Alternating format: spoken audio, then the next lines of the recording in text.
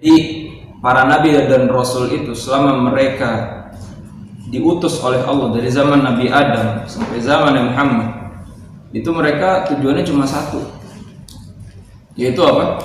Untuk memurnikan tauhid. Kata Allah, walaqad ba'atsna fi kulli ummatin rasula an i'budullaha wajtanibut taghut. Jadi kata Allah, sesungguhnya kami telah mengutus kepada setiap umat rasul an i'budullah, ialah hanya untuk menyembah Allah, wajtanibu at-taghut, dan menjauhkan segala sesembahan kecuali hanya kepada Allah Subhanahu wa taala. Jadi kalau ditanya apakah agama di setiap para nabi itu dari Nabi Adam dari sampai Nabi Muhammad apakah sama? Sama agamanya. Agamanya Islam.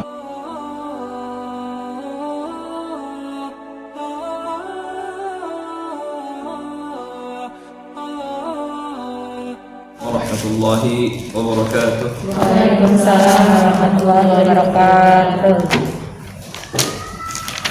Innal hamdalillah nahmaduhu wa nasta'inuhu wa nastahdihi wa nastaghfiruh wa natubu ilayh wa na'udzu billahi min shururi anfusina wa min sayyiati a'malina.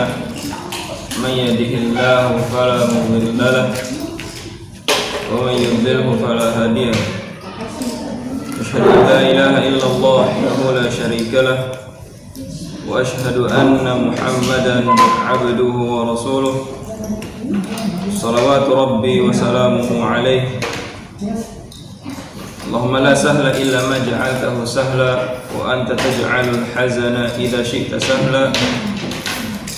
ربنا هب لنا من أزواجنا وذرياتنا قرة أعين waj'alna lil muttaqina imama.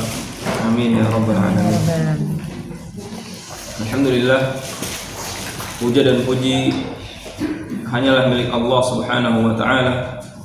Untuk itu sudah sepatutnya bagi seorang hamba untuk selalu mensyukuri nikmat yang Allah Subhanahu wa taala berikan.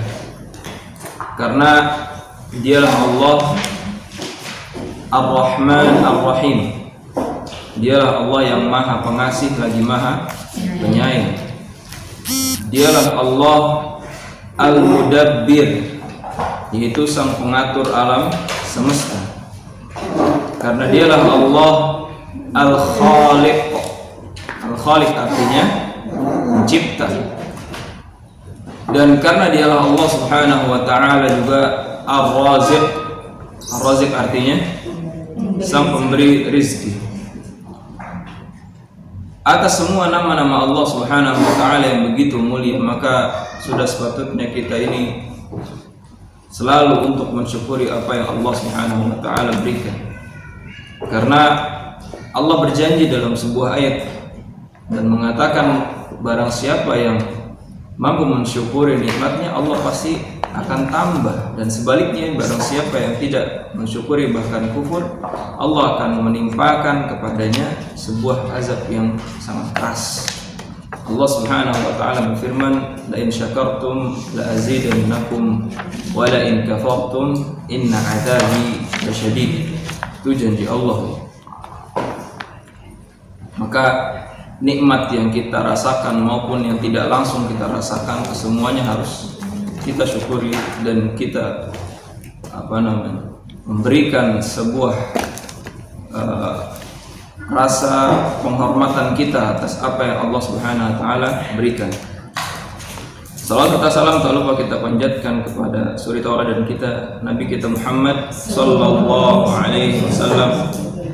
Karena atas apa yang Allah Subhanahu wa ta'ala Nabi SAW lakukan selama hidupnya, apa yang beliau perjuangkan dari tanah Madinah, dari tanah Makkah, dari tanah Arab, kita ini mampu merasakan Islam di bumi Nusantara ini gitu. Atas perjuangan Nabi SAW dalam mengemban risalah, dalam membawa risalah agama Islam. Karena Nabi ini amanah ya. Jadi Nabi SAW mengemban amanah yang begitu besar, amanah untuk mendakwahkan Islam, menyampaikan Islam, amanah dalam mengemban dakwah tauhid, dakwah yang dibawa oleh para nabi dan rasul. Jadi para nabi dan rasul itu selama mereka diutus oleh Allah dari zaman Nabi Adam sampai zaman Nabi Muhammad, itu mereka tujuannya cuma satu, yaitu apa? Untuk memurnikan tauhid.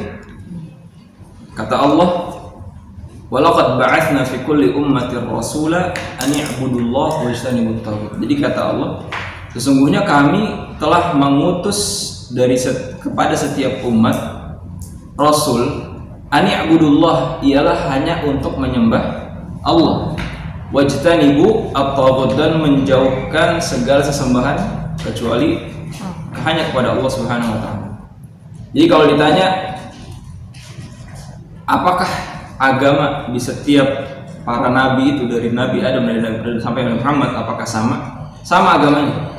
Agamanya Islam. Karena arti Islam itu apa? Selamat. Ada lagi? Arti Islam juga berserah diri.